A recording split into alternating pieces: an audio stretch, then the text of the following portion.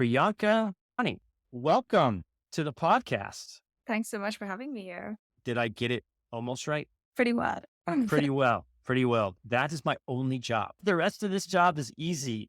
You're the Love it. co-founder of Volve, which is a 9-second articles from our smart but chaotically busy generation using ChatGPT, which of course everything's ChatGPT nowadays. But what I think is really fascinating about what you guys are doing is this whole like 9-second attention span, which I have a short attention span as well. You have another founder that we want to talk about because I always love hearing how co-founders come together and build things.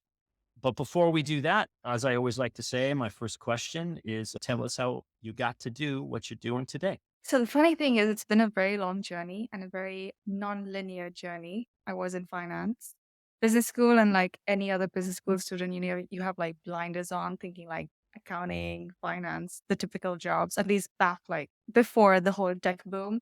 And so went in the finance track, and then my friend, Shannon, she and I have been best friends since high school. We go back a long way. And we just happened to be talking one day. And at the time, she was doing law and consulting. And we just started talking about like, big picture plans, what we really want to do in life. And it all just came down to like, making an impact, doing something really different. And so at the time, we started this different social startup called Benefactory. It was basically a tech platform which would kind of initiate a collective movement.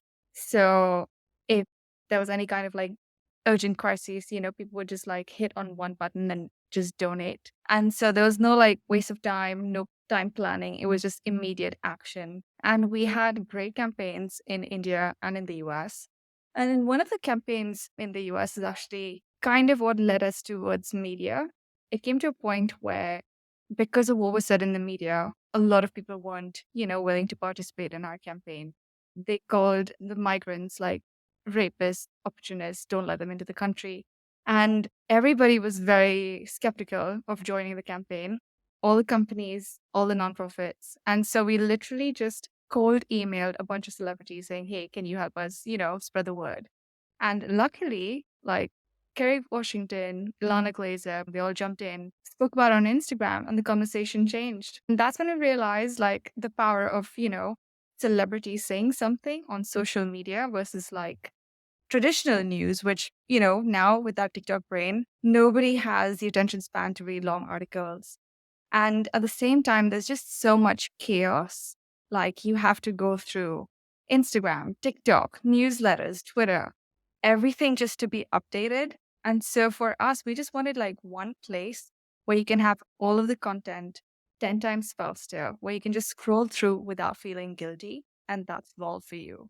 So we captured the zeitgeist of our entire generation without letting you get sucked into the social media vortex. And so is it, I think on your website, it says it's basically made for Gen Z or that's the target's Gen Z or how's It's the, actually the funny thing is Gen Z and millennials both love it. But then we also have these like, different people. Like this one user interview, he emailed me and he sounded really enthusiastic about the product. And I was like, okay, let's get on a call. And it turned out to be a 90-year-old person. yeah. His entire life in media. Oh, wow. He's talking about how helpful it was for him. And I was actually amazed. But the thing is, it's really helpful for people who are not on social media to understand our generation, understand the trend. Because when you're having a digital detox or when you are just really frustrated with, having to keep up with all these different platforms, you just want that one place where you can get all of that information. And that's literally so younger people, people who are really busy, millennial moms, like, startup founders, investors, everybody.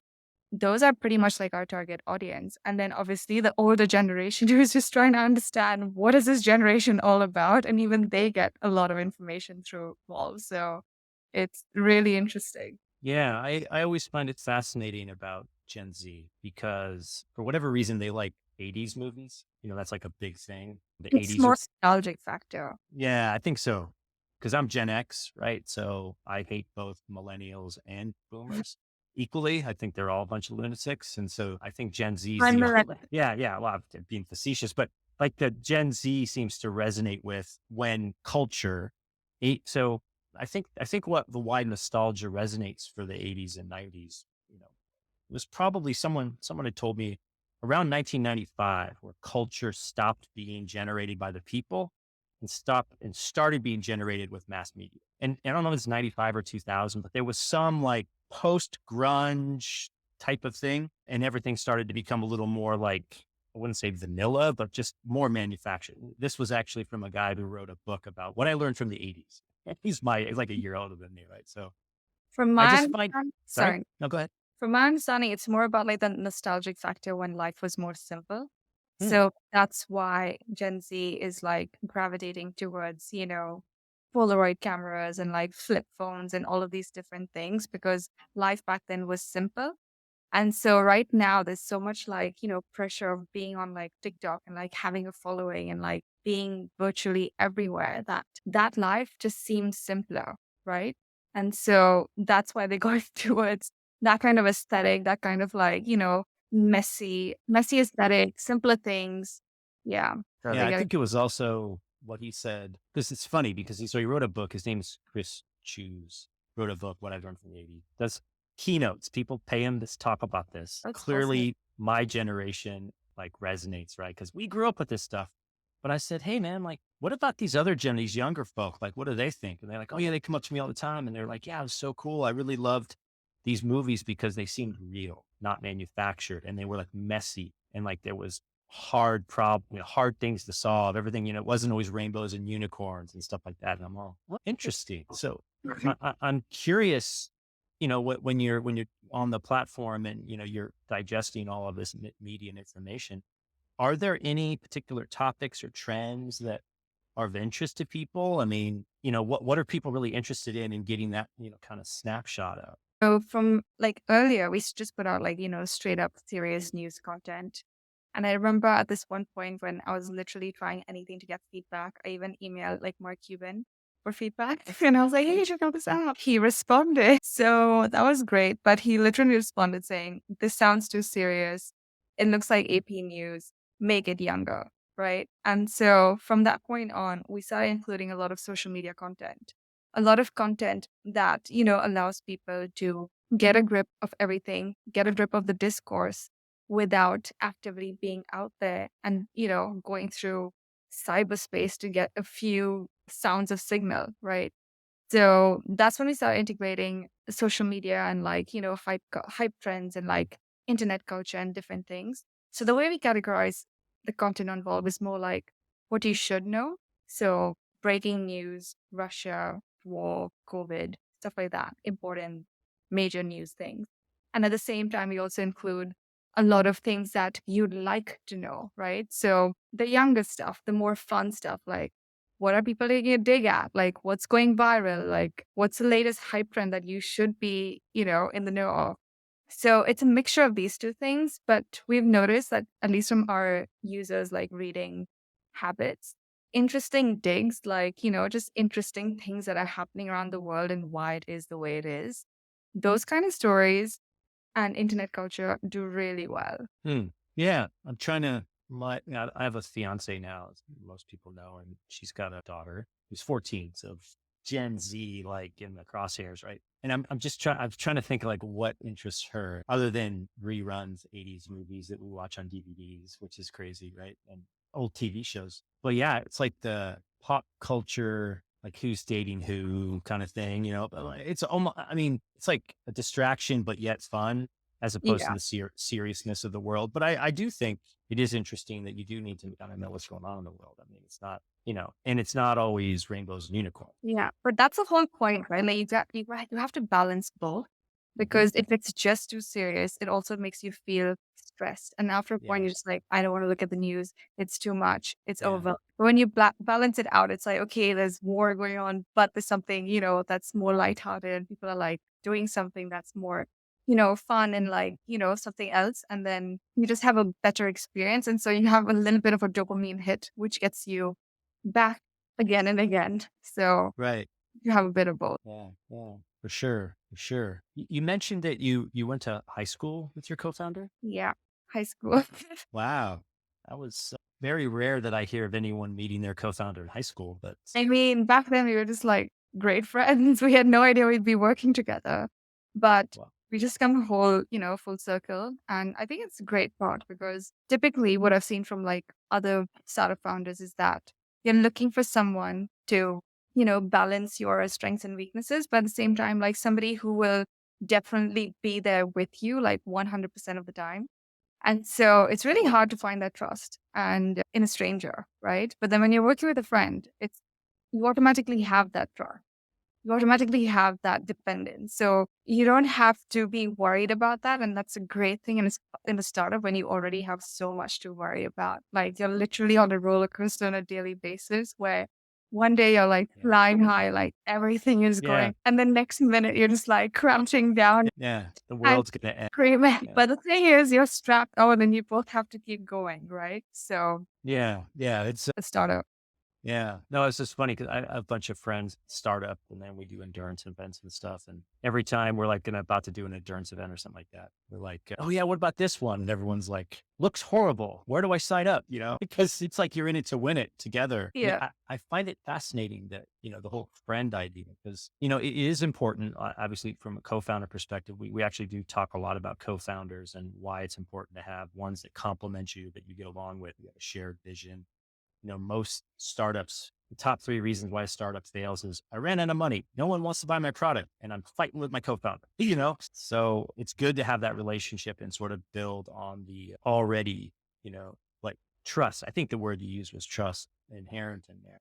I mean, it's just fascinating that like start off in high school and then go on your merry way and then come back together for something like, wow. I mean, I don't know if, did you guys what were you interested in high school? Was it business or, I mean, you said you went to grad school, you're going to do the finance track. I'm sure it's like, yeah, go to business school. Yay. But probably not much of an interest back then, or, there's your entrepreneurs or how did Yeah, that? yeah. I come from a family full of entrepreneurs. Oh, With okay. one, literally everything from nothing. And then even my brother, he has his own startup.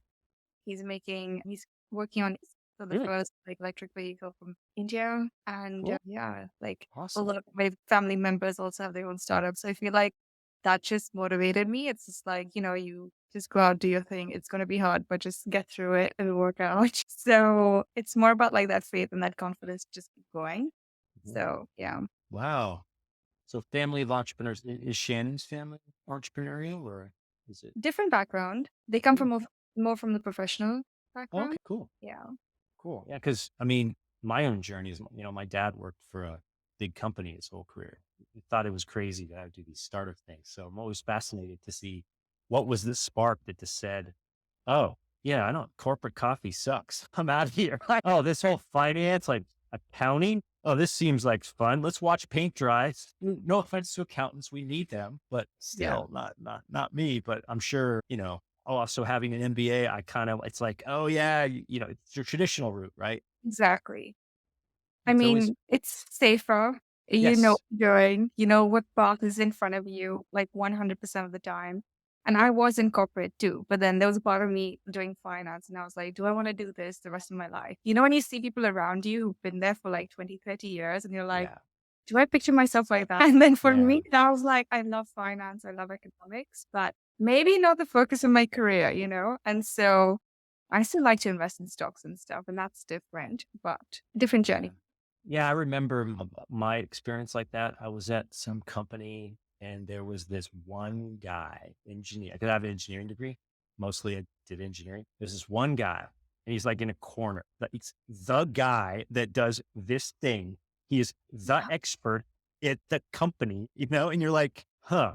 So exactly. do I want to be that guy? Like, no, I don't really want, because, like I wasn't that great an engineer. I was okay. It's fun, but it's just much more interesting to build new stuff, I I mean, agree. And then you but sorry, when people are like validating your work and like, using your product and like getting excited by it, it's just like so much validation and so much happiness. yeah, it must have been like just so, I mean, do you guys have a technical background? I mean, I'm assuming you had to have someone help you build all this or We actually have we have some developers on our team to help us build it. cool. Because I know a lot of times that's one of the major, like when I talk to pretty much lots of entrepreneurs, it's like, okay, one, I'm either technical right? I'm like, I got to solve this problem. There's got to be a tool, right? There's 10,000 MarTech tools. We don't need more MarTech tools, right? And then second, I'm a business person or I'm a VC or whatever, and I'm the money person or the salesperson. So how was it like sourcing the development? Because I get this question a lot because a lot of non quote unquote technical founders have this challenge. Like, how do you build it? Because, just the little things that I've looked at, it's very well done, looks good, very clean, it just has a vibe to it, That's great. I Yeah. mean, both of us care a lot about branding and product. So for us, user experience was key. The aesthetic was key. The branding was key. And then when you have something that's very like, thought through, it's like, this is exactly what I want. And then you can have somebody build it like that's fine. But that's Yeah. only like one step of like the 100 steps, right? Like you have somebody create the product, but then at the same time, it's like a tech platform, but a media product too, right? So our product is technically our content that goes on 24/7. And so if you don't like the product one day, it's because of the content. So we always have to be on the move with the content as well. So I feel like the tech is like one side of things, but there's just so much more to it. And I feel like you just need to be very clear in terms of like what exactly you need to build and then have somebody else do that for you. That's fine. How do you come up with the content that's on there? How does the, AI chat GPT work in? Yeah, I'm assuming, well, I don't know. I mean, someone's got to like point it at, okay, this feed, that feed, or Yeah, yeah, is there like definitely. a curator or do you guys curate it somehow? Yeah. So we have a few people on our team who are literally, we have a dashboard, tells us what's trending, not just in the news, but also on social media. And so we also have like a few people on the editorial team who are like actually, judging what's important, what's interesting enough. And then obviously we use ChatGPT in terms of like summarization. So ChatGPT bought like a bunch of different things, also like our own level of AI to make things very easy and to facilitate like, how fast it goes through. So yeah, so after the dashboard curating, then we have the summarization and then it goes live. It's a continuous process. And you said it's 24/7. So are there literally people working on it 24/7 or Not hours actually. We have like 16 hours of content on Oh, our wow. yeah. There are a few hours where everything's silent, but we have everything like scheduled. So there's content going out even say on the weekend. We have a lot of like non-time sensitive going out, like that's just scheduled because nobody wants to work weekends. I don't want to work weekends. And sometimes, in this breaking news show, we'll get on and like cover it and send it out. But like, we need a break too. We're a small team. We can't handle everything. So we're not going to be sitting out there waiting for breaking news. So we schedule content ahead of time for the weekend. Yeah. Yeah, yeah, yeah. No, I mean, it's like, because the media business, quote unquote, is tough. I mean, it's usually like lowest common denominator. People want it for free, etc. Like, I mean, reason I know this is we deal with a lot of tech media, like where at my day job, tech media companies that are basically lead gen or for whatever B2B thing someone's selling. And just the media part of it is like content, creating good content, distribution of good content, getting your thing out there, as you know, it's just so problematic. And it's like a hamster wheel rat race. Just it must But be just a constant thing. yeah, but the thing is, like right now, every person, every startup is a media company themselves, right? Like you Ah, have good to point. be your own media company. And so when you have so much content dispersed from like so many different, places, where do you go to find that content and how do you publish that content for, a group of people that's beyond your friends and family? Like you start a newsletter today, you start a podcast today. What are you gonna do? Your first step is like tell your friends and family, and then Yeah. what? Yeah. Yeah. Then Yeah. tell people get on Twitter and scream like, "Hey, subscribe!" or like read my newsletter, right? Read my newsletter. But for us, the way we imagine it is that every second person has a newsletter today. And there Yeah. has one place where you as a reader can digest all of that information, right? So on Bold, what we're trying to do is like not just breaking news, not just like the standard typical traditional media, but it has to be all of you guys, like all of the newsletter writers, the podcasters, like the non-video creators of the world who have a place to like disperse their content and distribute that content in front of a whole new audience without doing additional work. Yeah. Yeah. Yeah. Yeah. We I'm already just, have an audience, and so for like anybody, like a newsletter writer, we just cover something. summarize it, and then link out to your newsletter. So we're not taking away from you. In fact, we're like complementing all of the creators out there. So if anybody comes across your content, they like it, they click on it, they can subscribe, they can read your entire newsletter, go through the ads, go through everything. So you still win. It's more like a Yeah. win situation for both. Yeah, you're like a different distribution channel, it seems. Like Exactly. it's all the distribution channels out there, you know. I mean, even for a podcast like this, right? It's like there's how many dozen different places to look your feed up or whatever. It's just I mean, it's interesting because there's like media now, there's long form media where people can actually have a conversation like what we're doing right now, right? It evolves, it builds up, we talk, we explore, you know, there's great show breaking points. I don't know if you've heard of that, but they're great for media, like the news. Like I subscribe, that I just can't sometimes watch it because I'm just like, yet another war. You know, like come on, give me Yeah. something better. But it's very thoughtful and long form. There's the short form TikTok and all that where you sort of get what you said, dopamine hit, quick dopamine hit. I'm just it. I don't know which one's better. I don't think there's a better. I think there's just a modality of how they all span, and I'm just curious how you see it because obviously you're short form content, but do you also have like statistics on like, oh well, more people clicked onto that to read more, as an example? Yeah, of course. So for us, like we completely understand that long form still needs to exist. Like, yes, if I want to dive into something, I need to read the entire newsletter. But the first degree is like, I need to find that thing first. So discoverability is important. And at the same time, like, give me a little glimpse of what's in the newsletter before I commit the next 10 minutes reading the entire thing. So that's our main USP. And that's like our literal, like, it's for you to browse, explore, discover different things. And then if you like it, you jump in, you dive deeper, click on the newsletter, click on the article, click on the podcast, read the entire thing, hear the entire thing.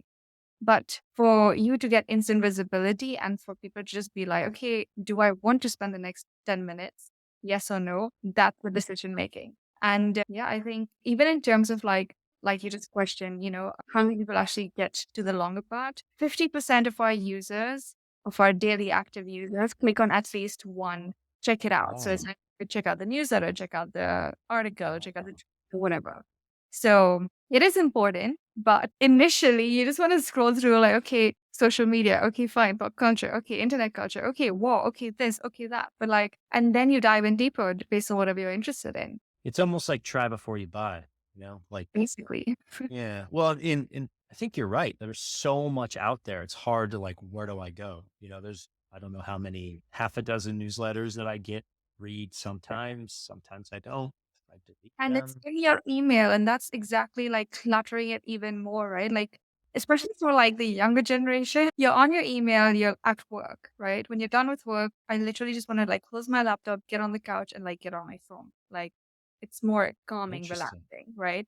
So I rather scroll through things instead of like, okay, now let me open my email and go through a newsletter. So Wow.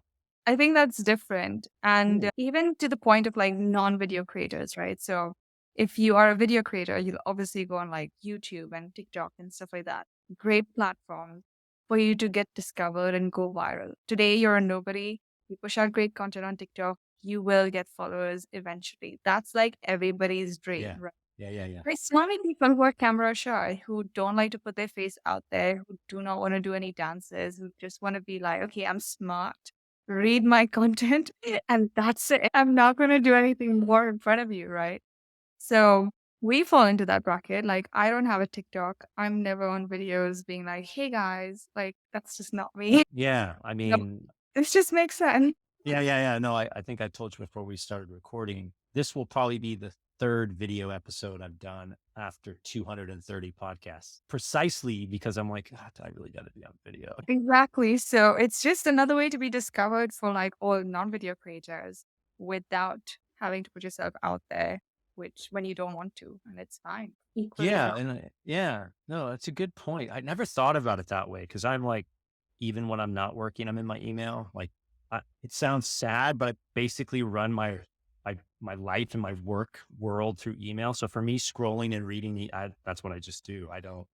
I'm not a big app person. Not Yeah, me. uh, yeah, yeah. Maybe. Well, I full disclosure, everyone. I haven't downloaded Evolve yet. I'm going to. I'm gonna play around with it. So I always like to try stuff out. But as usual, I'm distracted and too busy. We need it more than I will care to admit. Exactly. 9 seconds. That's all it takes. Yeah, 9 seconds. How does how do you split between Shannon and yourself, like running the company? Are you guys naturally like run it together? I mean, both have different skill set. I mean, we talked about like complementary skill sets are important, trust and everything. I'm just curious how how you I organize the company and kind of run it. We're both technically like co-CEO, but in terms of like how we distribute like work, it's more about like tasks and like different things. So one person does like growth, one person does social media, one person does, like sales and different things. So it's more like divide and conquer on that front. But in terms of like big decisions,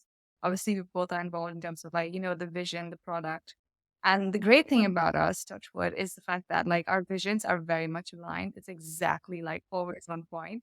But how we want to get there and like what exactly, the route, like that obviously we have like contradictory ideas sometimes or like and then it's just about like, give it a try. Whatever works, works.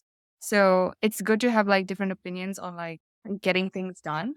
But ultimately the vision is the same and that's literally what matters most. Yeah, where do you see it sort of going? How's the is it what's the next 5 years? Where do you think it's going to go? I think in terms of vision, it's very simple. You have you have Instagram for photos, you have TikTok for videos, you have Spotify for all things audio. But when it comes to quick text content, there is absolutely nothing, especially at a time when every second person has a newsletter or a podcast.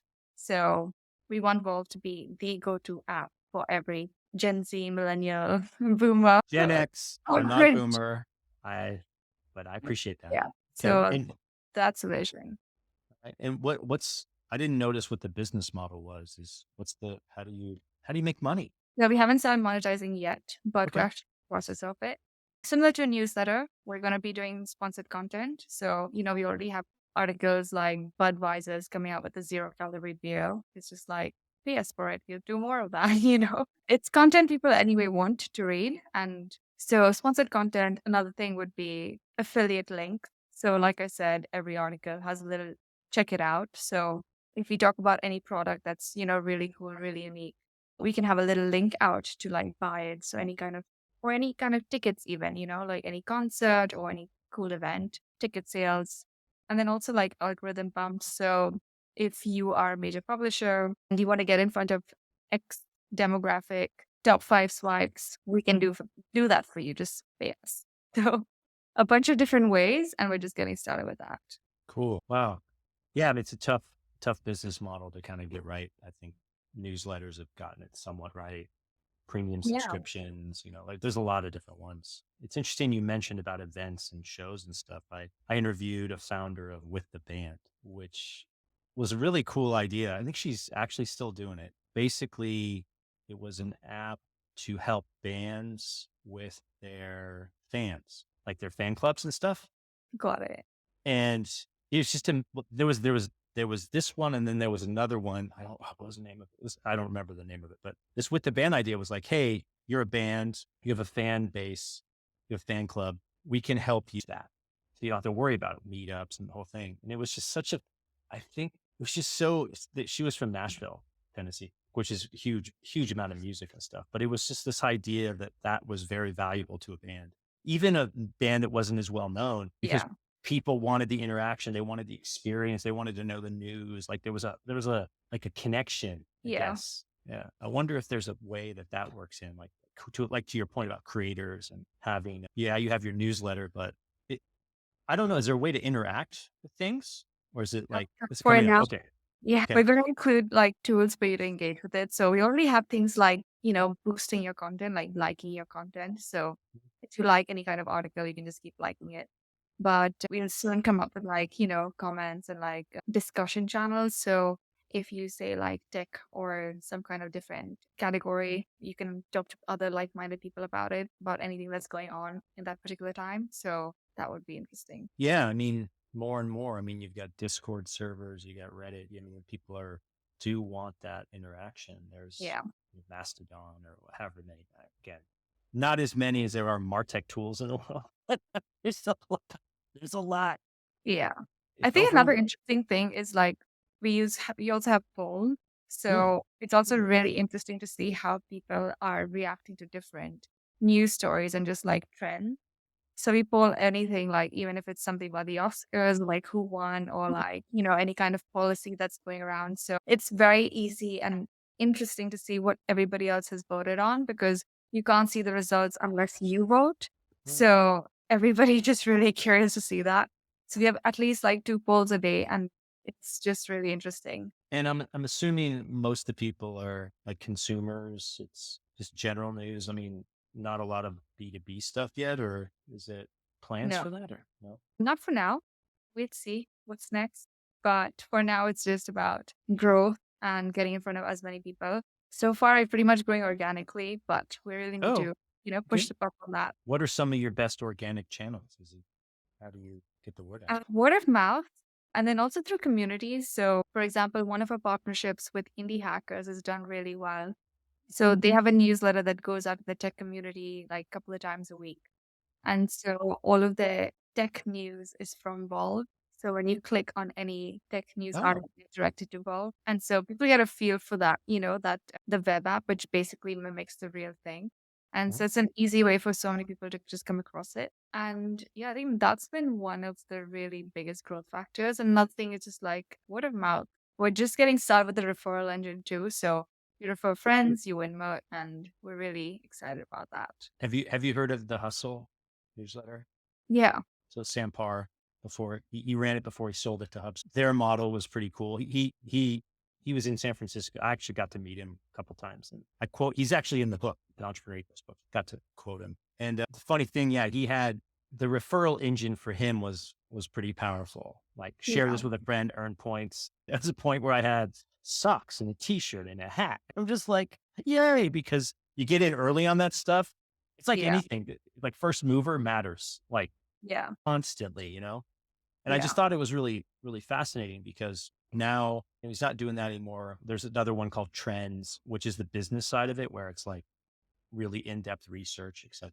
And it seemed like all of those referral, word of mouth, very powerful. He would do ads too. But he would say like, yeah, we do some ads and stuff, but like sharing the newsletter, like was like one of the most powerful ones because like, hey, check it out. And it's like the dark social, they call it, where, you talk to your buddies and you're like, hey man, you gotta check this out. Exactly. And that's Interesting. the kind of growth when people are referring for that, Yeah. it automatically comes with like, from your friends. So you trust that person, you trust their choices and their preferences. So automatically you're gonna be like, okay, cool, I'm definitely gonna check it out versus like a random ad that you see, that seems more pushy.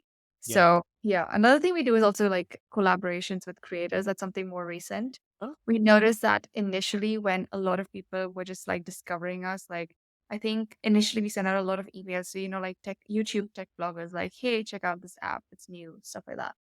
And obviously they're on the lookout for something, new and interesting. mhm. And so I think one person started, posting about us on YouTube. And then suddenly there was a whole domino effect where a lot of people started posting about us. Yeah. And we saw a lot of downloads from like people all over the world. Right now, like according to our metrics, we have people from 150 countries, which is wild. Oh, wow. And it's all credited towards like, YouTube and Wow. all like TikTok kind of. Yeah. Yeah. Isn't it amazing how people find you? It's just, sometimes it's just so random. Exact.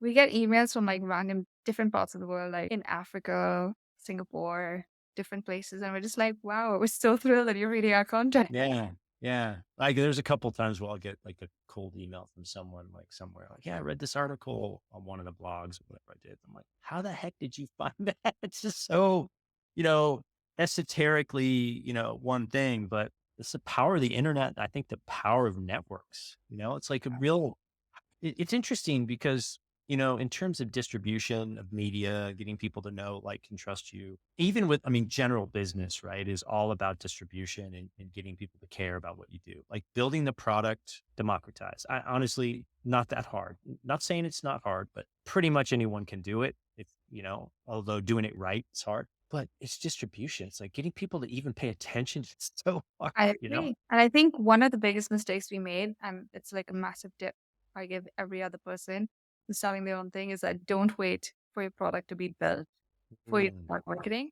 Get on mm, it immediately. No one's gonna steal your idea. No one's yeah, gonna make the product before you. Just like get on it, quickly. yeah, it's a We great, started marketing only after the product was done, and we were really late. So if you start initially, you already have like an audience cheering for you, You can even like reach out to them for feedback and get their thoughts before the product even goes live. So that would have been yeah. really helpful for us. No, that's actually a really good point. That also applies to books. I've written a bunch of books. The two most successful books were the ones that took me the least amount of time to write. They're the shortest and they're what people wanted to read. So, and the only reason I knew did this was I took some class about writing ebooks or whatever. And I was just like, oh, let's try this out.